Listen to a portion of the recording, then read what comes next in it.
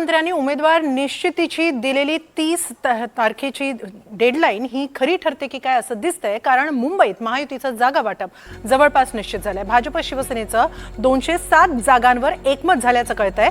भाजप 128 तर शिंदे गट 79 जागा लढणार आहे। उर्वरित 20 जागांवर आता वरिष्ठ पातळीवर चर्चा होईल, अशी माहिती भाजप मुंबई अध्यक्ष अमित साटम यांनी दिली आहे। आणि भारतीय जनता पार्टी 128 जागा आणि शिवसेना 79 जागा अशा एकंदरीत 207 जागांवरती आमचं एकमत हे झालेलं आहे। उर्वरित 20 जागांची चर्चा ही सुरू आहे।